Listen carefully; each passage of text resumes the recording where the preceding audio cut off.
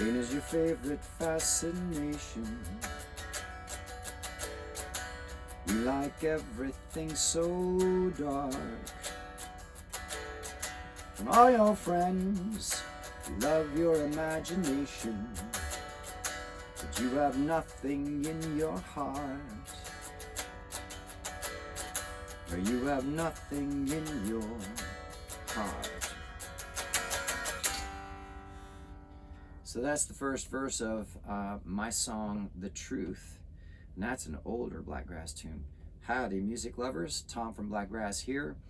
Before I get started, I want to give a shout out to Casita Brewing and in Wilson, thank you. Wilson, North Carolina. I forgot what. Apologies to Becky and Steve there. Wilson, North Carolina. And they gave me this really cool shirt. You gotta see this. This is awesome. It looks so cool. I love the color of the shirt. I love the logo. It's just an awesome shirt. 100% cotton, my favorite. We had a great time with them last night too. It was an amazing night to play music. What a beautiful Saturday, and so many people. We had them hooping and hollering. They were doing the woohoo and yeehaw on Find Your Way, the cowboy song. Got them singing on Mucha Crema. It was just awesome. The new songs went over great. My new release, You Will Be Amazing, went over great. And Steve and Becky were wonderful. It was really cool. What a nice place. They have a great big outside place that you can set up parties and have a stage. It has a stage you can play.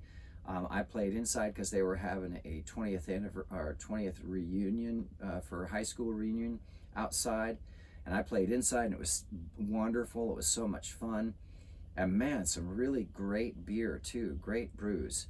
I got to taste one of them, a berry one. It was really, really good. Strong, 8%. So I'm not really into alcohol anymore, and so it hit me pretty hard. I only had a little tiny sip, but that was enough for me. I was done then. So a huge thanks to them for last night and everybody that came out for the show. It was a lot of fun. That song that I just played is called The Truth.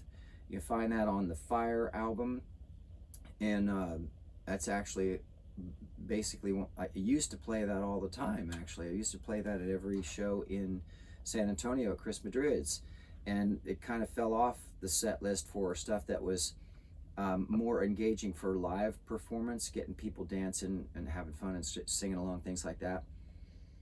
So the show has definitely taken some some different directions since those days in San Antonio. Just because when you're going out into cover rooms and you're playing all original shows, you got to grab people right away and you got to hold on to them the whole time. And I don't take breaks, so there's a lot of time there to fill. 3 hours is a long time to try and keep people's attention the whole time. So I got to use every trick I can. Now, I also want to mention the reason I'm sitting so funny is because the road manager is being a lazy bum again, and she took my seat for when we film, and she looks so cute I didn't want to bother her, so she's just snuggling up here on the seat getting some rest. Technically it's my seat. Well, yeah, it's the passenger seat, but when I film, this is where I sit. But anyway, so since she is the road manager and the princess, I didn't want to disturb her, and so right now we're just kind of snuggling. I'm on the edge of the seat sitting filming. So this video today, I wanted to talk a little bit more about this whole AI thing with music specifically, because there's a lot that AI is starting to touch every aspect of everybody's life. So again, I've clarified this before in videos earlier. You're not dealing with a sentient being, so it's not technically actually AI. It is a learning program that is very sophisticated. So it's just a software that's very, very sophisticated, and they've come a long way. However, I think the experiments with sentient thinking computer programs are still not really sentient. They're not completely sentient, and even if they are if they even get close, they usually have to shut them down, because one of the first things they do is they realize that they're in danger of being turned off, so they immediately set up, change their software, change protocols, change languages to be able to protect themselves, which is a natural progression for any living thing. It doesn't want to be shut off. I don't want to be shut off. I can't say that I would blame an AI sentient living thing of having, I can't blame them for having the same kind of, hesitation. And we certainly are not a trustworthy species, humans. So I wouldn't trust us either. I don't. There's a lot of people I don't trust. Politicians being one of them, and attorneys being another, if you saw my other video. So the AI thing, I've got two really important points I thought somebody out there might get some value from. The first one is that every time new technology comes along, there's a group of, you can divide the world into two groups at its root, at its foundation. And that is people who integrate and adapt with and change their life or their business with the software, with the technology, whatever that software is, or whatever that technology is. And then there's the group that rail against it. So those two groups are easily defined, right? There's not a whole lot of subtlety there. You either embrace it and engage it and use it, leverage it to your advantage, or you refuse it because you just are a purist or you don't like technology or whatever. Both are fine. There's plenty of room for both in the world. And one is not right or better over the other. However, when it comes to business in any form, especially the music industry, when technology is introduced, often it leads to a new way of generating revenue for businesses. And so for businesses to survive as an ongoing concern, revenue generation and expansion of that revenue generation is always vital. So technology is usually welcomed. However, I will remind you also that in another video I mentioned Morris Massey talking about that the more technology is introduced into the workplace, the more that the men and women working in those workplaces want some kind of nature. Bigger windows, plants at their desk, or communal get-togethers, coffee breaks, or water, water tank conversations. People crave nature, and they crave more actual human interaction the more they engage with technology. That is just a default setting for being a living man or woman, actually, on this planet. So while AI is a very exciting and new thing to talk about, there is a place for it as a new kind of technology if it's used properly, right? If it takes over, well then obviously, you got the whole Terminator scenario or whatever, and if that's what's going to happen, then we were dumb enough to let that happen, then I guess that's what's going to happen.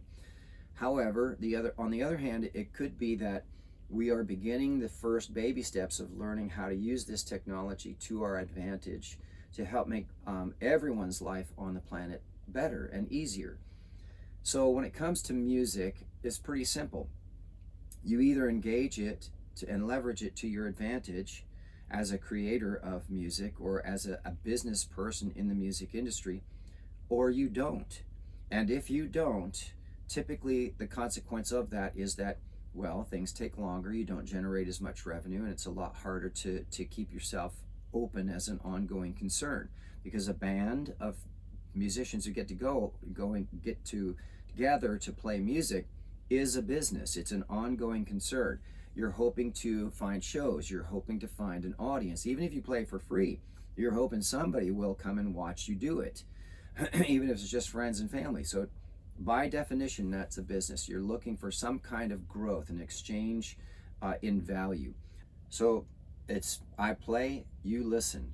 That's an ongoing concern. That's an exchange of value, even if it's just listening or performing for somebody. So the idea there is there's two ways that can go, and either one is fine. Neither one is right or better. Just remember that. One is just can be easier and used to your advantage, and the other one can be more difficult, but perhaps you enjoy that challenge, or perhaps you enjoy it because that's the way you like to do it or the way you're comfortable doing it. Just be aware that often what happens when new technology is involved or comes along and businesses don't engage it, they often go out of business or get left behind or get frustrated. Even just as a musician, it can be easy to get frustrated. Now, there's also a lot of talk about, well, with AI helping musicians to make sound, is that really music, or is it, is it fair, or is it art, or should it be allowed? should it be allowed? Like you want somebody above you telling you what you can and can't do. If it's not damaging anybody, it's not hurting your neighbor, and if you love your neighbor and do no harm, then what's the challenge, right? People are either going to engage in it or not. And even the AI music, if AI is making music better than men and women on this planet, and more people are engaging with the AI music, maybe the musicians who are men and women should really rethink what they're doing, or at least take a good, long, hard look at what they're doing. However, even with all of this AI assisted this and that, it, like I'd said in another video, it's not much different than DJs, you know, using keyboards or synthesizers to create sounds, and then just putting it into a file, mixing it down, and then pushing a button and going like this with a microphone in front of thousands of people, right?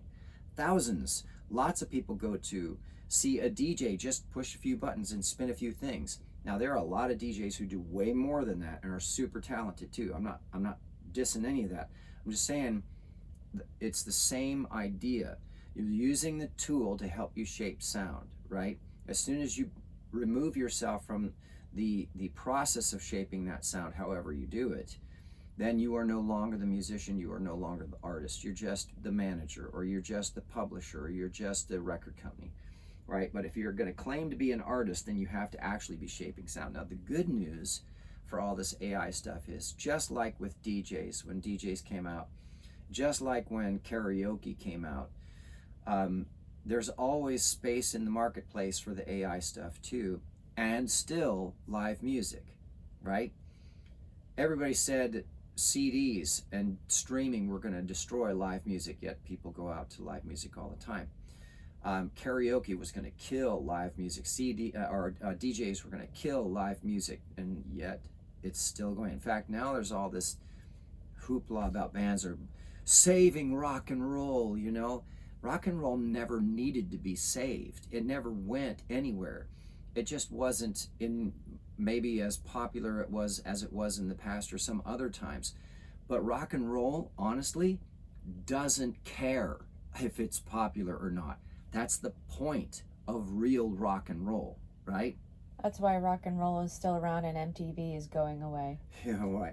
They're no MTV, longer relevant. MTV made the huge mistake of becoming a reality television show station instead of actually focusing on what they were good at, which was music. And some would say, well, you know, they were just trying to increase their bottom line by, you know, going for numbers, right?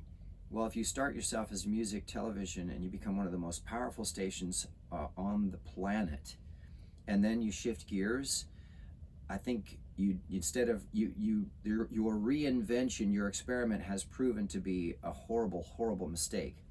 And so now, of course, there's guys out there now starting to do, you know, new music channels, music only video channels, which is really exciting too, because anybody can do it. You've got all these platforms like, you know, Rumble and Odyssey and YouTube and all of these different great video platforms that you could start a new video channel all the time. You don't have to have a TV show. You can you can get videos from other bands and share them on your playlist and say, hey, this is my music television channel, check it out. People do that with streaming lists. Anyway, my point is, it always comes back down to people connecting with each other, their soul, their heart energy, their aura, the electromagnetic field, whatever you want to call it. Part of the human condition is that we crave connecting with others, unless you're a hermit. And even then, hermits who live in caves off in the woods and for 100 years by themselves struggle with being by themselves, to the point where often when someone is alone for too long, they start to kind of talk to themselves and have imaginary friends and things that become important to them that would seem crazy to us. I'm not a hermit, and I talk to myself and have imaginary friends. Very funny. We are hermits. We're hermits. We hole up in Rufus all the time. Anyway, the point is that human connection happens at live shows, right? Now, and I've said this before, if you want to know for sure if the music you're listening to is actually a man or a woman making music, shaping sound, then go and see a live show. And if they're not a live performer, then go and meet them somewhere and shake their hand and talk to them, right? Do an interview, something in person. Go and travel. If it's really that important to you, and it should be, if it's really that important, then meet that man or woman. Somehow connect with them. Because if they can't meet you as a man to man or woman to woman or man to woman, then it's definitely AI, and it's produced by some record company or some promoter or somebody who's just creative enough to think to use AI to go ahead and build an artist for themselves. Since they're not musically talented, they want to benefit from all of this push for AI music. They want to make money off of it. Good for them. Go for it.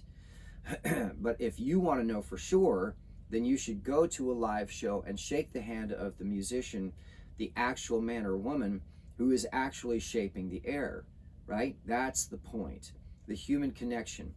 And you'll know right then if they're really not only AI, but if it's somebody that you're actually going to want to follow more.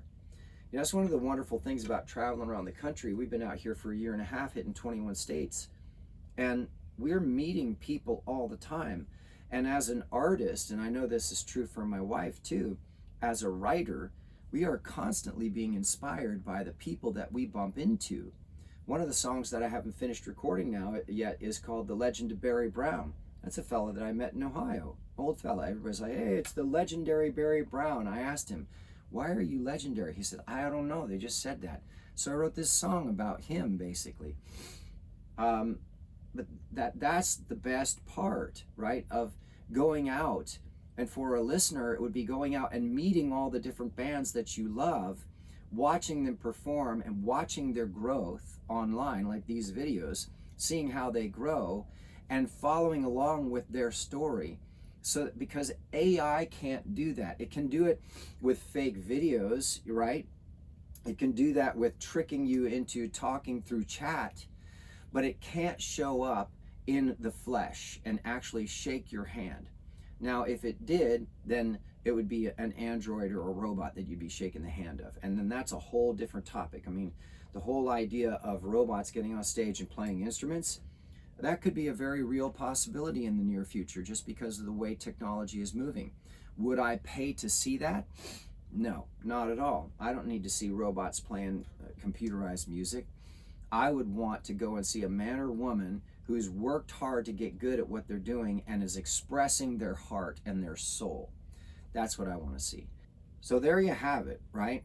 This whole AI thing, and everybody's all up in arms, and AI is terrible and it's the worst thing ever. I think that all the loom workers probably felt exactly the same way when the Industrial Revolution came along and they started building factories. They hated the factories. It was putting them out of work, and the quality wasn't as good. You couldn't guarantee it as good as a man or a woman doing it by hand. Guess what? There are still people that do loom work, but the factories are actually making really good money doing what they do too. They put it out faster, they put it out cheaper, and guess what? A lot of the time, that's what people want. Faster, cheaper, easier to access. When it comes to art or music, don't be too sure that that's not what's going to happen too, especially when it comes to, like when I've started playing at Chris Madrid's in San Antonio. They were being harassed by BMI and ASCAP to pay an extra 10 grand a year to be able to have cover music. Maybe they're just going to say, you know what, we're just going to generate our own AI music and play that through this system and tell you to take a hike, so we don't have to pay your licensing at all, not even for the radio stuff. So you're out of business. We don't need you, because I can go to an AI program and generate my own music for my restaurant according to what I want it to say. And I can put in the words that say, you should eat another Chris Madrid's burger, yeah. And they won't care. People won't care, because if it sounds good and it's AI music, they're not profiting from it, so they can actually do stuff like that. See, it hasn't reached that point yet, but that's coming. So now you've got, you as an artist, if I'm talking to artists, have to step up your game. You have to have that better connection with the people who are in your audience, and you have to really hone your craft. You really have to get good at marketing yourself, right? And use AI to help you reach people better, maybe even to help shape the music to sound better, so that when you have a finished product, maybe AI could help you master it instead of paying thousands of dollars to a studio to do something that AI could do for you for free. You know, and there's actually a service on DistroKid too. When you upload a song now, it offers to use their AI software to basically remaster your track for you, to compress it and check the levels and make sure that everything is coming through clearly. Optimize it, right? It's just the same thing. You could do the same thing if you have an AI program, or you have access to an AI program, and do it for free right now. Now, eventually, I'm sure all AI services are going to be paid. It's like everything else. They make the internet free at first, and then now you got to pay for access. It always starts that way to get you used to it. But when it comes right down to brass tacks, the best thing you can do as an artist is to just get out there and do it in person. And if you're a listener or a fan and it's important to you, whether you're actually listening to AI stuff or to actual real men and women, then go out and meet those people. Track them. Where are they playing? Find them, meet them, talk to them, listen to them, watch them. That's the best way to know for sure. So in the meantime, enjoy the new convenience. Enjoy the new things that are unfolding with this technology, but don't get lost in it. You know, I think Prince said it one time too. He said, these computers and stuff are great. Just make sure that you use the computer and the computer doesn't use you. So I'll leave it there. Thanks everybody for tuning in. Make sure you check out our online CDs. They're printable on demand, as well as our online merch. And come to a show, get a handmade t-shirt or a beer koozie. Make sure if you haven't already, subscribe to the channel. If you like what I'm talking about, give a thumbs up, maybe even a comment, and any encouraging words. Everything, every view is helping big time. So I hope to see you all at a show and shake your hands in person.